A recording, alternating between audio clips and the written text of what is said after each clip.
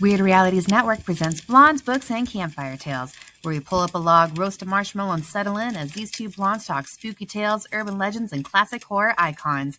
Exciting guests, perky blondes, and sinister tales makes this podcast as good as a double stack s'more. So let's join Bethany and Crystal as they gather around the campfire in Blondes, Books, and Campfire Tales. Hello. Hi. Hello. I can't tell if it was my connection or if the video just ended early. Welcome to Bethany's technical difficulties. Yes. Wouldn't be a Blondes, Books, and Campfire Tales without it. No. Well, anyway, welcome to Blondes, Books, and Campfire Tales. We're excited to bring on Hadley, the boss lady. She is the one who is in charge of all of Weird Realities, so she is the reason we have a show. So we're very thankful that she is on the show today. And with her, she is bringing fun urban legends and lore and stories that we can bring from the Deep South. So we're talking about Mississippi today and fun stories from the Mississippi. And, well, I don't know if they're all fun, but like... So this time that this guy died, it was a blast. Yeah, it was great. It was a good time. Fun for somebody. You know, YOLO. Unless you come back, then you twice. Anyway. Yeah, exactly. Well, I mean, but you're not alive. Yo lot. YOLO. Yo.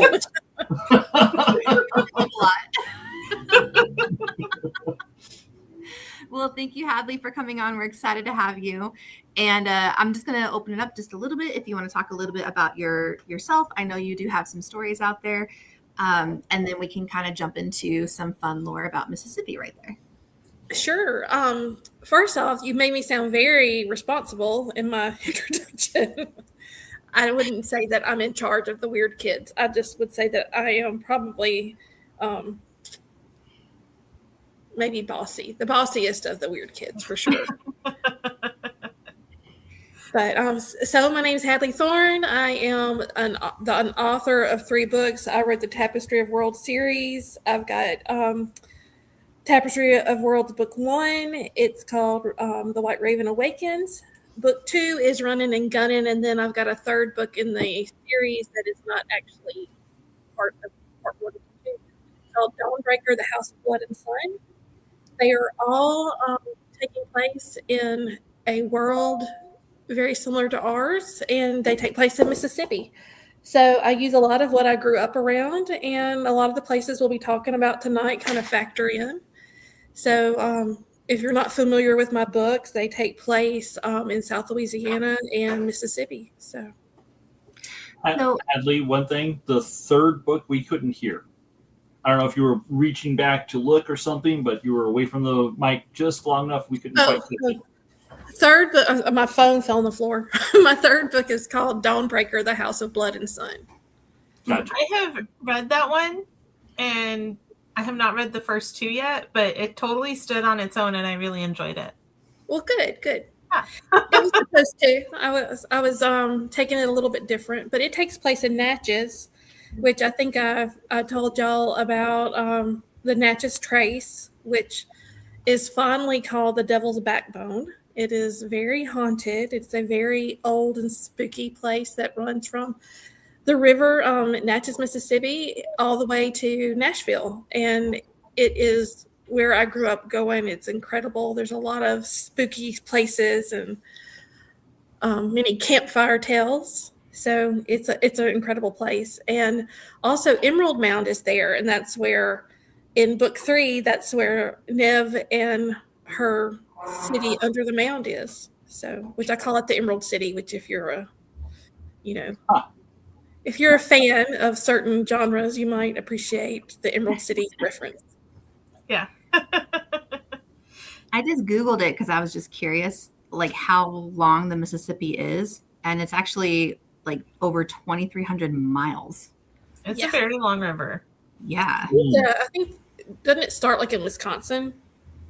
Yeah, it goes like all the way down the country for sure. It says, I actually saw a video the other day of the Mississippi River and all of its tributaries, and I'm a nerd, and it's incredible. And if you are a nerd like me, you should look at it because it's cool. I'll see if I can find it. yeah, it says it's from Lake, I'm going to say this wrong, Itasca in Minnesota all the way to the Gulf of Mexico. Yeah. So that's crazy. That's big. Yeah, it is definitely a very long river. It's a very wide river, and it's a very brown river. It says a drop of water takes approximately 90 days to travel from that lake to the Gulf. That's a long time considering how quickly the water moves in some places. Yeah. Or How do you track a drop of water? Or a ping pong ball with a sensor. Yeah. Little rubber ducky. He's all. That makes a lot more sense. Yeah. Like, how are they tracking a freaking drop of water? But if they're tracking something like a ping pong ball, maybe it took 90 days because for a few days it was stalled in like a branch or something. Yeah. Like a duck took it for a little bit. Yeah. I have so many questions about this. So in that case, you would do several of them. So, Yeah. I'm actually I was a looking up scientist to test this theory of it taking 90 days to go from the top of Mississippi to the bottom. I was just curious how it compared to the Rio Grande, because that's where we grew up, around. And it's actually longer. Yeah. Mm-hmm. I think Mississippi is one of the largest ones in the country, right? Mm-hmm. It's only a measly 2,340 miles longer. Yeah. Yeah. So diving into Mississippi folklore, Hadley, I'll let you kind of take the reins on this one if you want to start, and then we'll kind of hop in with the stories that we researched. But since you kind of grew up in the area, do you have any favorite ones? Oh, yeah. My favorite. So my favorite Mississippi folklore tale involves all the things about Mississippi that are great. It involves some hoodoo, some devils at the crossroads, some good old blues music, and a story about a guy who can't play the guitar a bit, so he sells his soul to the devil. I know this story. Yeah, it's all Supernatural.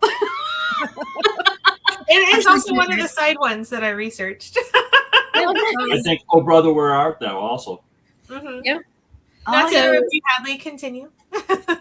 So I do a little thing called Tales from Cranewich Hollow, and that's one of the stories that I did. One of my first ones was the story of Robert Johnson, which Robert Johnson was this phenomenal blues guitarist that he is also the founding member of the 27 Club, which if you're familiar with any rock and roll folklore, you know what the 27 Club is, which he was the first major, I guess, I don't even know what you call it, superstar musician that died at 27 was Robert Johnson. And supposedly a lot of musicians that were around at that time said he could not play he could not play a note. He was just terrible. He had a weak voice. He did not do well.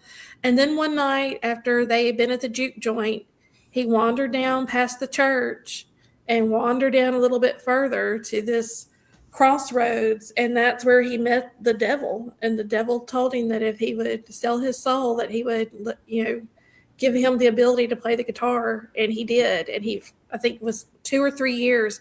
He only recorded like twice, but he recorded so many different amazing, just which I'm not sure if y'all even listened to any Robert Johnson, but when you listen to it, you are taken back to cotton fields, and you just hear the soul in his voice, and it is just incredible.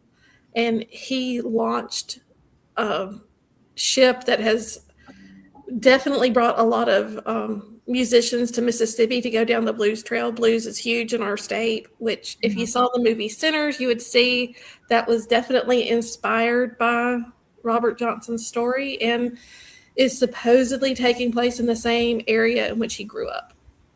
Nice. So, yeah. Yeah, and like Bethany mentioned, a supernatural episode, because of course on this show we have a supernatural obsession. I love me some Dean Winchester, so I'm with y'all. Yeah. So, season 2 of Supernatural was the Crossroad Blues episode, and they very much. I don't know for sure if they used his name, but they very much basically told Robert Johnson's story, and definitely talked about like his songs, like. He had a song called Crossroad Blues, and he had another song about the devil, me and the devil blues. they definitely referenced those songs in that episode. Can I just say how great of a movie that was? Have you guys all seen that movie? Sinners? Yes. Yeah. Not yet. It's on my watch list for this weekend after I'm done working. Yeah. I could not truly enjoy it because there's certain things about being from Mississippi that is wrong, but I totally enjoyed it as a fan of the genre. Gotcha. Yeah. It's like if we watch a movie that takes place in Arizona, but it has like a completely un-Arizona landscape. They have like a little cactus in the background, and they're like, check out this saguaro. The saguaros. We live in Tuscan. Yeah. It was filmed in Louisiana. The Choctaws that were featured at the beginning that were chasing the vampire, which I don't mean to spoil it for anybody, but I feel like it's about vampires. Really, people know that, right? Yeah. But it was just some things there that just weren't right, and gotcha. Yeah. But, I get that. but I majored in history in college, so that's one of those things too. As a historian, just kind of it's like as a historian who grew up in the area, you're like, ooh, that's wrong. But I did love a lot of the aspects of it, and I completely recommend seeing it. Yeah, I thought it was just so in depth, and then the music and stuff was just insane. But yes, I've always been a fan of that genre of music. I remember telling my dad that I wanted to ride the rails and play blues music, and he was like, "Yeah, you got this." That's great. I like the ride the rails part was part of it. You're like, I can ride the rails. We have trees here in Tucson. Special shout out to Ollie, who made an appearance behind you, Crystal, for a little bit. Yeah, she made an appearance to go across the bed, and then you guys can make fun of me, but I do have 2 boxes that sit next to the window so that she can sit on the boxes and look outside the window. Yeah. Because that's better than the ledge is too small for her. So right now the curtain's closed, but sometimes I open it for her. She still likes to hang out on the boxes even when she can't see outside. Nice. And then Hadley, you have a couple dogs, right? I do. I have Wilson, who is sitting right next to me, being a good boy. And Boudreaux is over in his chair looking like he's ready to go to bed. So, it's been a long day. There was lots of bawling and all kinds of fun going outside. So nice. So, sorry, I got Indy distracting me right now. Oh, and something while Indy's distracting you, if anybody's interested in seeing the Crossroads, supposedly it's the crossroads of U.S. Route. I wrote this 61 and 49 in Clarksdale. But it's not. Well, that's what I found. So even the research I found was wrong. Yeah. Well, and Robert Johnson has the right crossroads. I don't know. Morgana's from that area, so she's the one that told me like it's around Rosedale, which Rosedale is like probably 50 people. I mean, the Mississippi Delta is like a third world country. It really is, and it's very sparsely populated. But yeah, they don't even know. He's got 3 graves like at different places, and there's a lot of different contradicting lore about his death. So I read where he was poisoned. I read where a woman killed him. I read where he was killed over a woman. I mean, just all kinds of stuff.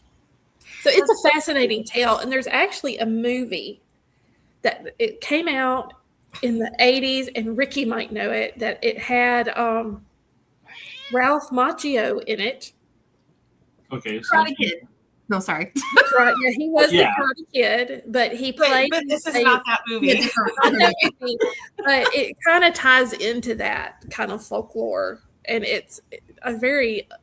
I don't think very many people even know about this movie, but if I can think of the name, but it had Ralph Macchio in it, and he's a blues guitarist, and it came out after the Karate Kid, so he was riding on that thing.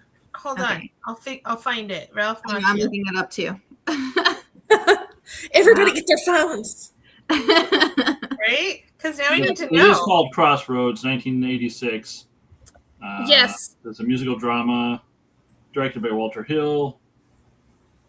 See, a young guitarist who teams up with an old blues musician who is Joe Seneca to find a lost Robert Johnson song, and leading them on the journey through the Deep South, where they encounter the devil in a guitar duel.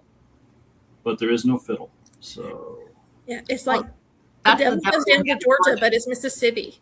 Mhm. Yeah. You said 1996. It came out in 1986. 86. 86. And it's on, for those that might be interested, it's on Roku, Tubi, Prime, and Amazon Prime. Cool. And Tubi's free. Just I Okay. love Tubi. I'm so tempted just to cancel so many of my subscriptions and just watch Tubi. Then it you'll be has so like much Scott stuff. As long Baker. as you don't mind ads, it's great. Yeah. What'd you say, Hadley? Then you'll be like Scott Baker, and we'll have to make fun of you for your bad movie taste. Listen, I'm broke. One of the things I like about Tubi, and you can all make fun of me as much as you want, it has so many of the old 90s Lifetime movies that are so just over dramatic and ridiculous. And I loved those movies as a kid, and it's so much fun to rewatch them. Tonight on Lifetime. Yeah. The Lifetime movie of the week. When Ralph Macchio comes across some devil in the crossroads. It sounds like a Well, Lifetime there movie, was always honestly. like Tori Spelling, wasn't it, on Lifetime? Like Tori Oh, yeah. Spelling, she's a teenager whose stepdad turns her into a prostitute. And her mom Oh, when you turns mentioned out- Tori Spelling in Lifetime, I was thinking of Death of a Cheerleader, where she was a cheerleader that got murdered. I don't watch There was this. not a lot of them, I guess. it just seemed like all of them were like that. No, I've actually thought about trying to get Tubi to be an affiliate. Oh, that'll be fun. Yeah, We because do. they have a whole creator verse. That would be Well, cool. and Scott Baker always picks the Tubi movie, so there you go. He Yeah. always picks a Tubi movie. There you go. He should. Don't let him ever pick Joyride on Tubi. I thought maybe it was the original version of the 2000s Joyride. It was not, and it was Oh, horrible. not the Paul Walker one. Yeah, I thought, it- oh, maybe the Paul Walker one was a remake of this one from the 70s. If it is, they did it better with Paul Walker. I So, like Paul Walker. I hate his but the storyline is completely different, so I don't think it's a remake. It's just They don't talk to a random trucker on the CB radio. no. Oh, I remember Rick and we talked to random truckers on the CB radio when we were driving across country in the motorhome. Were you ever Candy Cane? Because I was like 10. Yeah, that wouldn't have been good. So we would play sometimes like 20 questions with them. So, 27 years is Saturn's orbit around the sun. So if we were on Saturn, I would be not even 2. yeah, you're like 1.5. How old are you? How old am I? I'm 43. Oh, thanks. I'm 43. You know, no. You know. Oh man. So I wonder if like the Crossroads, is it like standard that it's like a 10-year contract, or is that just like just what I've been seeing about stuff where it's like you get that 10-year contract with your Crossroads demon or devil or something? In my Is that mind, just like I was- I want to know where you're getting your research, but I've never heard that. That's straight from Supernatural. Yeah, that's what Right. No. When you make a deal with the devil, I think it's forever. But if you think about it in supernatural terms, obviously not real life, if Robert Johnson was 17 and he was bad, like honestly, it would make sense that he was not great at 17. He was probably just learning. And he died. If he made a deal with the devil at 17 and died at 27, Yeah, that would fit that's your not your thing. timeline. yeah. Yeah. We have no idea what age he was when he got big, do we? Huh? Well, now we got to Google that. Let's see. I didn't hear what Robert you said. Johnson? My question was, do we know how old Robert Johnson was when he got popular? I think that he was only popular for like 2 or 3 years. So he died at the height of his popularity. So probably about 25. I'm guessing. I don't have the facts in front of me, so that blows the anybody coming at supernatural me in the thing out of the comment water. All right. And then what's another one of your favorite stories, Hadley? I love everything about the Devil's Backbone. That's one of the reasons I just pull from it so heavily. There's a place called Witches Dance up around Tupelo, Mississippi, where it is said that the witches were dancing. There's places that the grass won't grow. It's actually really like because of some minerals, but it's kind of scary, and that's what people said. But there's talks about the will-o'-the-wisp at night being seen. That's the lights that glow in the swamp. There's a lot of cryptid tales around the Natchez Trace.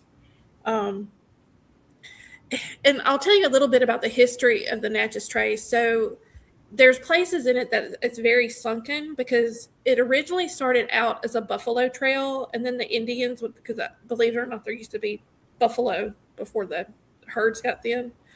And the Indians would follow, and that's where the trail originally came from.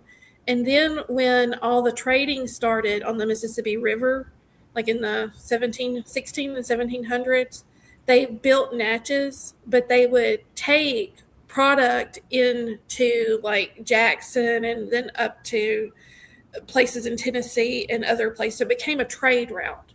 But these highwaymen or thieves, robbers, whatever you want to call them, would get up where the trace was sunken, and they were like these bluffs, and wait for travelers to pass by, and they would stop, rob them, shoot them, kill them. It was just a bunch of thieving bandits kind of ruled that area. So there's a lot of places that kind of have a really dark feeling to them or vibration if you're kind of into that. So there's one place called Dean Stand, which of all the places I've been, I would say it's probably, there's a small cemetery there, and it has a very, very creepy vibe. Just like you can just see in your mind's eye people hanging from the trees. It's just creepy. There's also the ghost town. What is it? I think it's Rocky Springs, that a yellow fever outbreak came in the the early 1800s that wiped the whole town out. And the only things left is like a bank vault and a church. And the church, if you go, it's another one of those that it's just fallen apart and really old. Obviously not to I would say the headstones are like the early 1800s. Some of them are a little bit newer, but the couple of times I've been, there's been someone's done a voodoo ritual, and they'll have their stuff out at the grave, and you can see that. So it's all overgrown. It's really cool. I got some pictures I'll send y'all if y'all want to look at it. Cool, yeah. Yeah, I'm always interested in stuff like that. Yeah, it's beautiful. It's a really beautiful, untouched area. And then the further you go, where I used to live about 40 minutes out from where I lived in Brandon, there's a place called Cypress Swamp. And when I was at Cypress Swamp, we actually had an encounter with what we think might have been a Sasquatch. Really? This was an encounter you had? Yes. Tell us about the encounter with the Sasquatch. Well, one night, so up from Cypress Swamp, there's a place called River Bend, which is obviously where the river bends, and there's lots of places. We were out there one night sitting around. We had it was, I think, midsummer. We were just kind of getting together and just kind of enjoying the night. And one of my friend's husband is a big Bigfoot researcher, and we kind of had bonded over that because I've been obsessed with Bigfoot since I was a child. I watched one of those Boggy Creek movies, and my dad took me hunting, and I was convinced from that point on that Bigfoot lives in the woods and was going to get me. Here you go. Yeah. So Joey stopped, and he asked me if I wanted to see a Sasquatch, and I said, well, sure. I mean, who doesn't want to see one, right? I didn't really think too much of it, and he said, well, come with me. And we went, and it's night, and he had a spotlight, and he shone the light across the river, He goes, "You see that spot where the light is?" And I said, "Yeah, it's on a tree." He goes, "I want you to watch it. I'm going to turn the light off and tell me what you see when I turn it back on." And so across the river, I'm looking at this tree. He turns the light off, gives it about 2 seconds, turns it back on, and there is a humanoid size shadow that rearranged itself to hide behind the tree. That's so crazy. I love it. But up there, another time we were there at Cypress Swamp, and it had a walking trail around it. And we were walking around the trail, and I could smell that smell, you know? And it's that, I mean, I didn't think, oh, that smells a Bigfoot. I didn't think that. And he asked me if I smelled it. And I said, well, I smell something. It smelled like a wet dog and dirty swamp water. Ugh. You know, if you've ever had an animal. Yeah. I mean, but the thing was, it moved from one side of the trail to the other. And when you walked through it, I mean, I never saw anything. I did not see anything. But that smell moved. And once it was, when it was gone, it was just gone. It was very weird. Yeah. So I had a couple of experiences up there. And the craziest thing, outside of this, that I ever saw was a friend of mine took me, my first couple of trips up there to Riverbend. And this was like on a Tuesday afternoon. We were skipping school. We were college, so it wasn't like we were really skipping school. We were skipping class. Yeah. And it was kind of rainy that day, but it was 2:00 in the afternoon. So it was broad daylight. Mm-hmm. And there was a person sitting next to a tree overlooking the river. And this was like on a riverbank. So, it was a very deep incline. Mm-hmm. And it was just like this lifeless form. And so I'm thinking it's a dead body. That's where I go is, oh my God, someone's died. And this, there they are.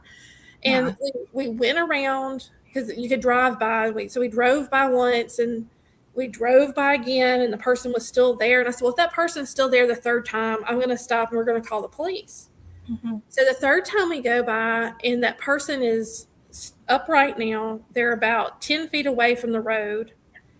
And we ride by, and they have this blue parka on. And it's pulled up over their head, but they don't have a face. It was creepy. Completely black. It was close enough that I could have told if it was like a sock or whatever, people wear over their face. Mm-hmm. But no, it was just vacant. It was just like a black abyss. And that freaked us out. Yeah. My friend is like 3 years older than me. That happened in the 90s, and she will still call me and ask me about that. Because she'll tell her kids. I mean, it's the whole way home from that encounter. I kept thinking I was going to look in the back of the car and there'd be that thing there. Yeah. I don't know what it was. It had clothes on, so I don't think it was a Bigfoot. But I don't know what it was. Stylish. Yeah. I'm just thinking Bigfoot goes to Goodwill, but I mean, just look at any Walmart. I don't know what it was. But it's definitely the creepiest thing I've ever experienced. Yeah. That sounds super creepy. I would be creeped Yeah. out. So I'm thinking, first of all, The Witch's Dance sounds like a cool bar or a restaurant. It does. Yeah. But it's actually a rest area and trailhead, and they actually have a mystical shop on there too. Oh, that's cool. And then, to throw some science shade on this a little bit, because you're woo science. Yes, I'm woo-wooing right now. What if the smell was a fart? Like the witch. Parts travel from one side of the trail to the other. Oh yeah. Unless the person admitting them has traveled from one side of the transit. Like her brother. No air. Like a brother? Is that what you said? Brother. Let me describe this to you while you're hiking. I can appreciate the comment. There was no one. Oh wait, I thought you said you were talking with somebody. They were behind me. I was going up, like it was one of those little paths that one person at a time. Okay, gotcha. All right. And this is at night. I mean, we had gone out there on a full moon, so it was nighttime. But, that was your first mistake, Hadley. Well, I do have a little bit of that, like to experience the cryptids and the witchiness in me. So when I was young and can run, I would go do things like that. But there you go. Yeah. Since the knee's bad, I don't put myself in situations where I might have to run. Yeah. I think any of us in that situation. If it includes running, count me out. It's like it's waiting for you to run, but you're not, so it just walks off all dejected. Like I know. Find somebody else to chase. It's like that whole just run faster than the person you're with. I'm the person you're with. No offense, Bethany, but I think I can run faster than you. That's what I'm saying. I'm the one who cannot run.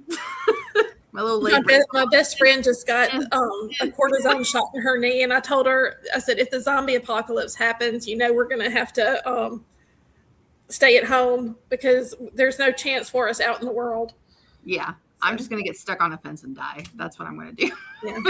I'm still of the minds that zombies are not a concern. You give them a week and they can't do anything. They'll fall apart. But that's me. As long as that depends on a lot of things there, Ricky, because I've looked into this. So did I. There's a lot of different types of zombies. But you're right. It does depend on a lot of things. I feel like I live in a locked building, so as long as I can block off my one door to the outside, I can stay inside long enough. Until you need food. I'm not going to lie. I have to keep them out.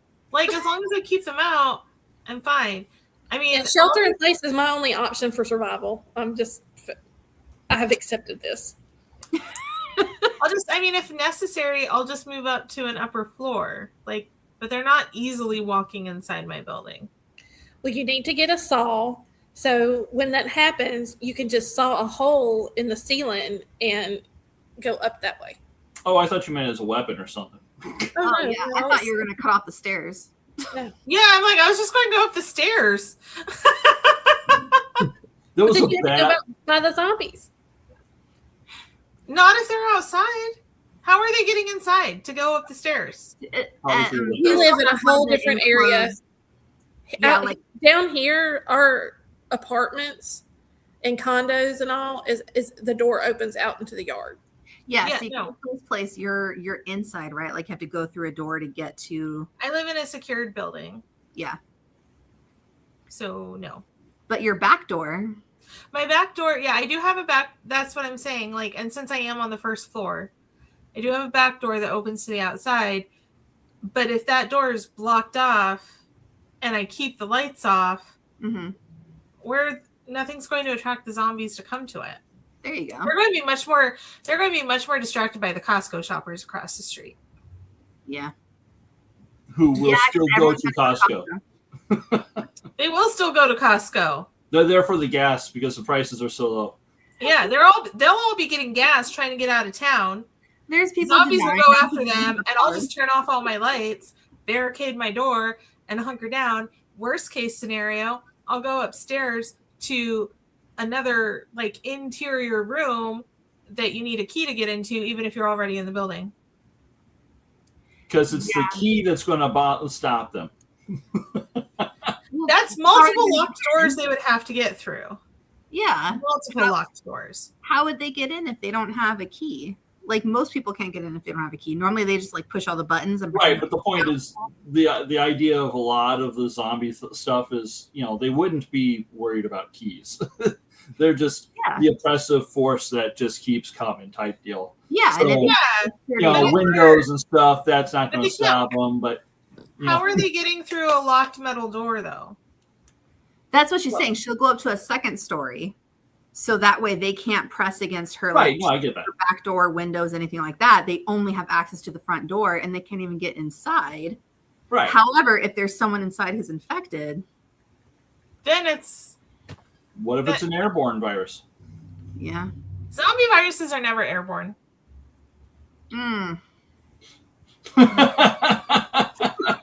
Well, that does pull away from the idea that it has to be transmitted through bite. Correct. It depends on Yeah. what causes the zombie virus and what type of zombie you have. So, Yeah, but there's been different ways. Like Bethany has a meteor, does it? But it's still not an airborne virus. That one's not. Wait, hold on. I gotta Google this. Airborne. It could be an injected virus, and it typically gets transferred through bite. I don't know of any zombie story, and I could be wrong, but I don't know of any zombie story that includes airborne. Unless you wrote something, Ricky. I did because I was basing it, because in my case it was your favorite monster versus a zombie, and I had the blob versus the zombies basically with the slime mold, and it was based off. I vote for the blob in that situation. Yeah, well, yeah, no, that was So, but it was based off of the whole fungus idea that takes over ants in particular and stuff, and they release their spores, which is airborne, and I believe cold storage has a similar type zombie outbreak, which I don't know if it actually did come out as a movie. We're reviewing it tomorrow night. What's that? We're reviewing Cold Storage tomorrow night. Oh, I guess it came out. That's so funny. I have the book. Different cold storage, though. Are you reviewing the cold storage zombie one or the cold storage alien? Because there's an alien one also. Zombie. Okay. Yeah. Yeah, So we're is that doing an airborne one in cold tomorrow storage? and Killer Whale. So And killer whale? yes, Poor Shamu. it's so ridiculous. But yeah, we're right now. I'm in the middle of I Am a Hero, which is I think a Japanese. Yep. It's really creepy. Really creepy, Crystal, with the girl and the apartment there. Just saying. I'm in an apartment. Just saying. I watch a lot of Korean ones that are like that. Not anime or stuff, but like the monster type things. A lot of them are Korean. Have you seen this movie? It came out, I think, 2015. I might have. I saw a lot. I had not heard of it. Rich got it, and he was telling us that we needed to watch it. And it's kind of disturbing. I mean, it's a different zombie take, which, I mean... Yeah. He's trying to survive, but he also sees someone else who's in their apartment, right? No. Oh, that's a different one than what I saw. No, yeah, this is I Am a Hero. He goes to check on his girlfriend. She had come home sick, and she's turned, and she's trying to get out of the. Oh my God! She's trying to get out of the apartment and get him, and she's biting the door, and all of her teeth break off. So she bites him, but she doesn't have any teeth. She gums him. Yep. So he lives, but it's really pretty good. Okay. Just to go back to the airborne, it was funny because Eddie just texted me the same thing that I was like, I know this, but I just haven't had an opening to say it. But The Walking Dead, that's an airborne. Yeah. The whole Walking Dead series is an airborne virus. Everyone's infected. Everyone who dies becomes a zombie. And I was wondering where, because I don't follow that series at all. Where is that based? Is it along, in the Mississippi area and all that stuff? I mean, where? It's in Georgia. Well, it starts. They go to Texas, but I don't think they go to Mississippi. But it's supposed to be in Georgia, and they go to Maryland too. Yeah, well, I mean, if you think of all the different side stories, like Fear the Walking Dead, and then you've got like All of Us Are Gone, or whatever the other one is. Like, there's so many different Last of Us stories. Last of Us is not Walking Dead. Last of Us is I know it's not The Walking Dead, which is why I was confused. No, they did that whole little series with the kids. Yeah, that's the one that was like All of Us Are Gone or All of Us. Yeah, so I thought All of Us is Dead. It makes be. sense that would be it too. But yeah, But no, The Last of Us is more like Ricky's story, where it's It's more fungus. spore, Yeah. like spore-based, plant-based type Mhm. thing.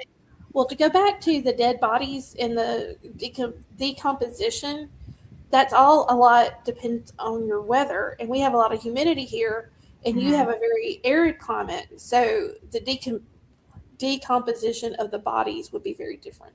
Yeah. The decomp here would be fast. Yeah. So for Here would be a Well- lot of mushiness, I think. Mm-hmm. Yeah, and here it'd be more mummy or desiccated. yeah, They're all Yeah. drying up and coming after you, and their like arm breaks off. Yep. More, Who, yeah, like that. And the other ones are just they're blah. They're just falling apart. So that was actually on. I mean, you there's so I got woo-woo science, right? Then there's true woo, where it's been proven that it's been real. And so some of the daytime shows like Law and Order, SVU, and that sort of stuff, where they do they start off with something dead and they go on, or Bones, or any of those type of TV series and such. You kind of learn some cool stuff that's based off of truth. And one of them in particular, probably Bones, was talking about the different areas and when they are learning how to identify cadavers in out in the wild and stuff, and because they're out in the wild and they have their own zoo. No, It's cadaver farms. but they will look at the Donate your body different. to a cadaver farm when you die. What's that? You can donate your body to a cadaver farm when you die. yeah, Right. for like the FBI and CIA and stuff. So Here's a they would body have the farmer. different rates of decomposition based off of different environmental factors, so that you have an idea. Okay, here's how you can tell the timing based off of this type of environmental thing. Yeah. Yeah. I wonder who has more humidity, Crystal or Hadley? I do. I can almost assure you. I I'm don't close to Florida. but I feel Florida, like New Orleans. If you've ever been to either. yeah, New Orleans is insane, but I think like we don't get the heat, so like the humidity feels different anyway. Oh, okay. More like a fog type humidity. Yeah, we just get a lot of fog and rain. Gotcha. Like hoa hoa hoa hoa, like Twilight. When you get to New Orleans in August, you need. I've been in like, New Orleans in August and it's miserable. Yeah, You're it just is- sweating. Ugh. Oh, and We have I mean, Nothing, walking outside is like- Haboob. Nothing. Monsoon. Nothing. I know. Arizona, we just sweat. We sweat and get sticky. That's all. It evaporates. Trust me, Arizona sweat is not like New Orleans in August sweat. No. That is true. Yeah. It's like when you walk outside and someone puts a wet washcloth on your face and you have to breathe through it. Yeah. Yeah. In our case, though, if you step out from, if you've been driving to Arizona in a vehicle and you hadn't gone outside and you're used to the AC, and then you step out, you can feel the heat scorching your throat and your nose and stuff. The first time we were in Phoenix, that's what it was like. So Yeah. Just burned. yeah, because we were visiting our spider cousins. season. What? I said we have a spider season. So do What? we. But yours is a lot different. You share me Snapchats, and I'm like, I'm okay with my little well, not little. I'm okay with my tarantula season. Crystal spider season is like scary. There's webs everywhere. I think I'm more afraid of webs than the spiders. Like It's weird. I was going on a hike in October, and my friend that I was with was like, that leaf is just floating in midair. And she's like, why? And I'm like, we know why. Just keep going. I didn't realize Stop, how spiders much of are the Like, Yeah, let's I not never- think about it. Let's just pass by. yeah, just don't think about it. I never knew how much of a ninja I was till I walked through a spider web, and I'm like, "Hua, hua, hua." They don't taste like I cotton think candy you're- either. Yeah, During spider season, the person in front is waving a stick at all times. yeah. Ugh, that's crazy. I'm trying to think of that place as like Taiwan or something where they have just webs of spiders. Yeah, you know, and they're in like Australia. They all have. No, you get those in the trees. Ugh. yeah. Trees They're like, "Hey, covered in whoa." spider webs. Yeah. Like you can see that. Oh, Okay, anyway, Don't so let's throw talk about more the ghosts. chunks floating in the spider web. So, one of the things cool. that I looked at was Vicksburg, the McRaven House, and this is actually a place that I've been. Oh, cool. So, obviously, like I said, Vicksburg, for those of you that are not aware, there was a big Civil War battle in and around Vicksburg. 38,000 people died. The McRaven House is potentially the most haunted house in the state. Reported sightings of flickering lights, shadow figures. Some of the ghosts include Mary Elizabeth Howard, who lived there and died shortly after childbirth. And also, this is an amazing name, John Bob. That's a good name. It's a great name. He actually survived the battle and later was killed by Union soldiers, and now he haunts McRaven House. Hadley, you were talking about vibes earlier. Like I said, I've been to the McRaven House, and I still remember walking into that house and just feeling like this like oppressive feeling. And I had no knowledge of the McRaven House until before I went there. And I was just like, just this oppressive, heavy feeling throughout the house. And then when we were in the stairwell near where I actually found out where Mary Elizabeth Howard had been, and died. And they were like, oh, and there's this ghost, blah, blah, blah. And I'm like, well, that explains it. Like, it was just like such an oppressive feeling just being in that house. Bethany, I know you were looking into Vicksburg stuff, so I don't know if you looked more into the McRaven House. I knew you were doing Vicksburg, so I just kind of did like the star bullet points on that one. But well, that's kind of the thing with Vicksburg is so many of the stories that I was reading are very similar, and it's a lot of just like hotels and sites, but they're all very similar encounters, like the scent of flowers or hearing, people walking or things like that. So Vicksburg was sieged, and that's part of I think that it's probably one of those, what do you call it, residual hauntings of the whole city. But it was, I think the siege started like in 1863. Yeah, but like in May, and then it ended on July 4th. So I think it was only in like the last maybe 5 years that Vicksburg celebrated the 4th of July, because that was when the people had to give up. It's the South. We're weird. What can I say? But I mean, if you've ever been to the Vicksburg, they have a military park. Yeah. Pictures of Mr. Restucci when he came to visit at some of the battlements there. But that people were living in the hills, and you can still see those like in caves in the hills around the bluffs where they were doing the battles, and you can still see those today.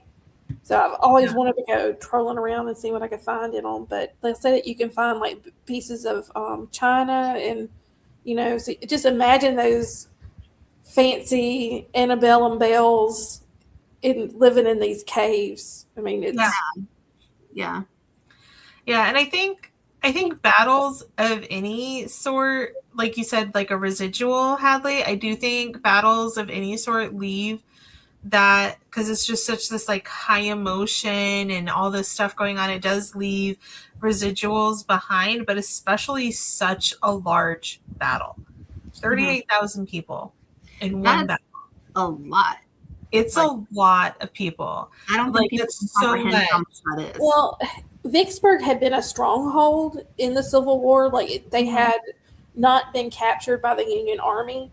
And the reason why was actually between Memphis and Vicksburg at the time. This is before they started farming the Delta. It was like a mangrove swamp. And I think, I can't remember what it was south of it, but there was a reason, and they just couldn't get it. So when they finally set in, I think was it Ulysses S. Grant that was the one who broke Vicksburg? Yeah. I mean, it was horrific. People were, eating their pets. There was no food. They were truly in a situation, and I'm not familiar with the history of other places like that. It's the only place I know in the nation that was under a siege like that. So I can't imagine what kind of horrific vibes could be left over. Yeah. I don't remember exactly how long. I'm Googling it right now. Because I think it was longer than the Battle of Gettysburg, wasn't it? Yeah. I might be wrong. Don't quote me. 47 days. Yeah. 47 days of absolute violence and terror and death. And yeah, like it was so long. So that, like, an energy does get left behind. Mhm. So, you know, don't worry, Olive. I would die and let you eat me. I won't eat you. Oh, she will. She's a cat. And Yeah. her face is So there's a actually more recorded instances of dogs eating their dead owners than cats. But cats have the reputation for doing it. I was noticing, Bethany, in the background, Sherlock was there just kind of off the side, and then Indy popped up right in front just as when it was weird. It was almost like he teleported. It was really funny. It was funny because Really? Sherlock was in the back and he disappeared and then Indy popped up. And he was almost doing the arg. These two tonight, I'm sorry, that's why I had to step away for a second, because they were fighting in the living room and I could hear like tufts of fur being pulled out. That's why I was like, I gotta go. I gotta Oh man. figure this out. But now, I mean, I don't know if you guys can see this. Let me see if I can move it. Look at him. Very cool. Now he's being all adorable and cute and quiet. Of course. Of course.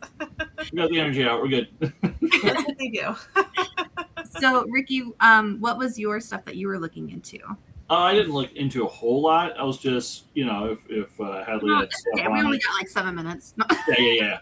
It was like the Pasca something. Passamaquoddy.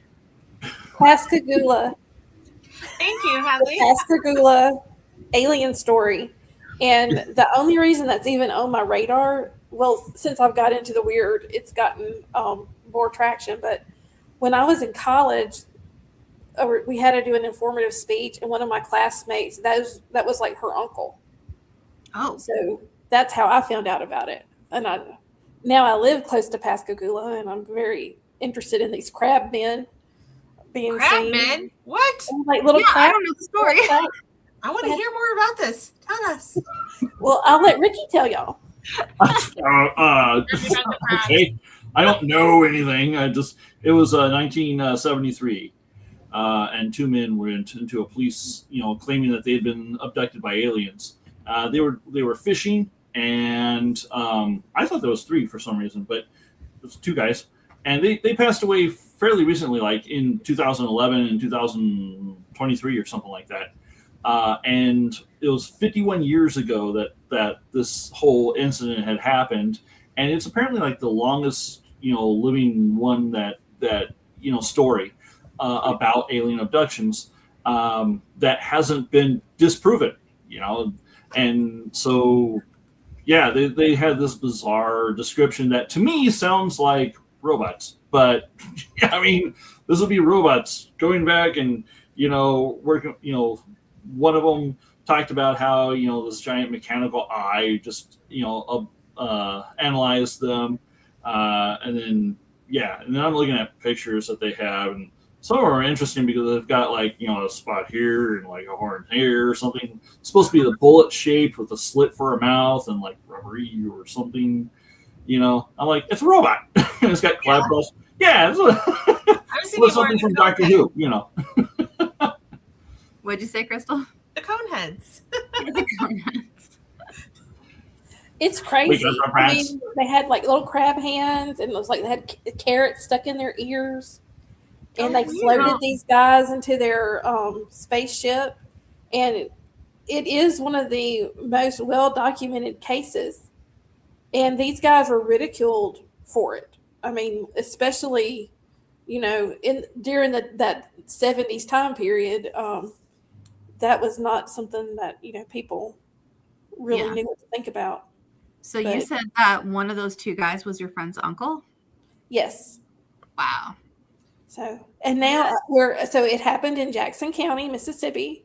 I now Mhm. live in Jackson County, Mississippi. So, Don't get abducted by crab people, Hadley. no, I won't be fishing anytime soon.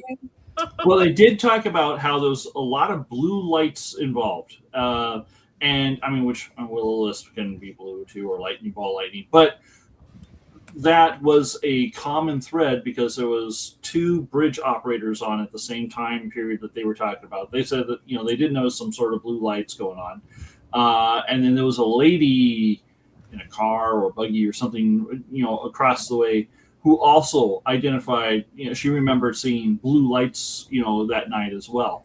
So I don't know. It could have also been a conspiracy thing because, it was also about the whole Cold War time when you're trying to come up with all these, Well, and I was going to say, so there's a tape that the officers had in the room, thinking that those guys would confide in one another that it was a hoax. Mhm. And that's part of why it is such a believable thing, because they talk to each other about, I can't believe that happened. Yeah. But Validating it. Pascagoula, Mississippi is also one of the I'm not sure how many there are, but it is considered like a World War II city, because there's a lot of shipbuilding and defense contractors dating back to World War II. Huh. Okay. That's interesting. That's Tucson is too. With our Davis-Monthan, there's a lot of you can see a lot of remnants of World War II when you go on base and stuff, like where they used to tie up the bombers and things like that. Well, this is not ghost related, but last spring I went to the christening of at the time it was the newest destroyer in our fleet. I think they've had two more since. But yeah, it's a big defense stuff down here for sure. Yeah. Mm-hmm. So basically, Mississippi is just full of history and a variety of stuff, everything from like crab aliens to Bigfoot to ghosts. So it's definitely filled with a lot of lore and stories, which is actually really, really cool. So that's kind of cool that you live there and you can experience, well, not experience, but like you might go find Bigfoot. Well, it definitely shaped me, and it shaped Weird Realities, and that's kind of how we all found each other. So I think it's a pretty cool place. Yeah, and it is beautiful. Mm-hmm. It really is. I just love, sorry, this is just kind of a side note, how many different environments are in the country, and you can just see all these different beautiful things depending on where you are. Yeah. Yes. Yeah, completely different experience. That's just a side note about it's all beautiful and I love Mother Earth. Sorry. It is almost Earth Day, you guys. You need to go to the witch's dance and have a drink. Hadley, do you have anything that's coming out that you want to promote at all? I know you kind of do like the thing. Hey, Kitty. Guys, Indy's making me laugh so much. I can't control this dude right now. When I try to push him away, he puts his little paw and he's like, stop. I'm talking to my audience. Hello. But Hadley, do you have anything coming out recently or coming out soon that you want to talk about at all? I dropped new videos for Tales from Craigwitch Hollow about once or twice a month. That's just kind of my pet project that I do. I do Watching Weird on Wednesdays when I'm able, and of course we are revamping the entire Weird Realities world right now, which if y'all have noticed, we've been doing a lot more stuff. So we are getting back to books and making more people involved, hopefully. Yeah. Yeah, we noticed yesterday I was on YouTube and I noticed that you had like shorts of us, like clips from our shows, and I didn't know you did that. And I was just scrolling through YouTube and I saw my face, and my face was like that, you know? And so then I Snapchatted Crystal and I was like, oh my gosh, I was like, look, my face is on YouTube and it's just all my face. And I tried to show her, but when I showed her, it was her face. It's not a good screenshot of my face, Hadley. And we were both just like, oh my gosh, our faces, like literal faces. Well, Gotta find this now. I gotta see if it was on there. that is StreamYard. I will download them, and I'm trying to upload the little clips about one a day. So, but Yeah. it takes. And I'm trying to figure it out, and I will show y'all this. What I'm going to try and do tomorrow night is when whoever's talking is do this thingy. Gotcha. So when I do the clips, it'll be that person. Okay. Yeah, no, we just weren't expecting it. And Yeah, it was just a lot without expectation. I'm like, okay. we were like, oh, it's our face. Was this YouTube or But it's Facebook? really cool. No, it was on YouTube. All right, I gotta look There's this up. also clips on YouTube, and just for anybody that is not aware, you can watch the show on YouTube live or later. Yeah. Right. And And that's then for all the there will weird be reality shows. So if you like to watch our show but haven't watched any of the other weird reality shows, go check out the YouTube and watch Watching Weird and whatever else is on there. Well, 'Cause we're about to get back to doing some interviews again. I've Fantastic. had some incredible people reach out to me.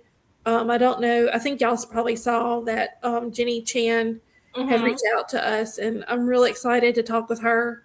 That's going to be an incredible show. So we're trying to get back into that, and we do have a vault of incredible interviews that we did when we were starting out. Which, if Yeah. people are interested in that, you can find some really good stuff back then. So. Yeah, and the Jenny Chan interview, definitely let us know when it is, because that'll be really interesting.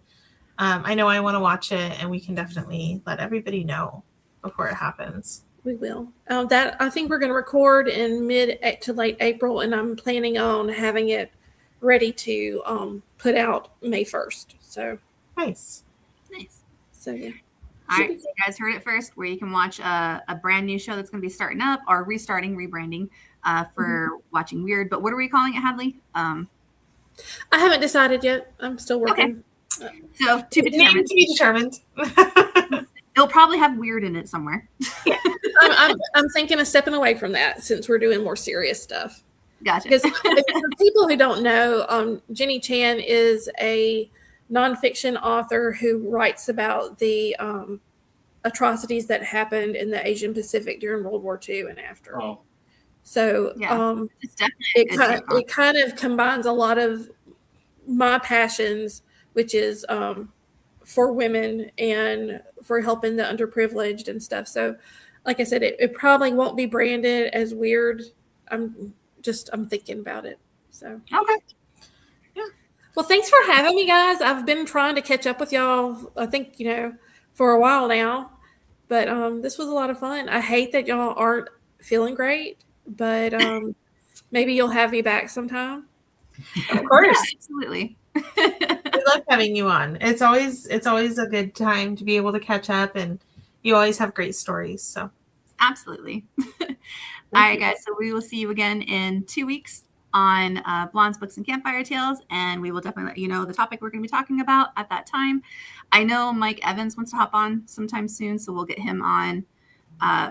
So I'm not sure if that's going to be next week or the week after, or it might be a little after that. And then I know that Sylvester might be hopping on soon too. So if anyone's interested in watching their episodes, we'll definitely keep you guys updated on when they will be on. But we'll definitely have you back on, Hadley. Anytime you want to come on, just let us know.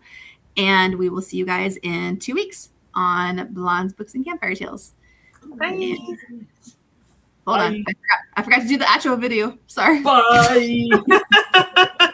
Awkward silence. Awkward silence. Hold on. I got it. Blonde's intro out. Okay. There we go. We already did the intro. And that's where we'll let the fire burn low for tonight. If you loved the stories, the laughter, and the feeling of swapping book talk under the stars, don't wander too far. Blondes, Books, and Campfire Tales is part of the Weird Realities Network, home to folklore, film, myth, magic, and the strange stories that always seem to find us when the night gets quiet. There are plenty of other incredible programs waiting for you across the network. Each one a little different, all of them fueled by curiosity, storytelling, and just the right amount of chaos. So tuck this tale away, grab a book you can't put down, and come back soon. We'll save you a seat by the fire. Until next time, keep reading, keep wondering, and stay weird.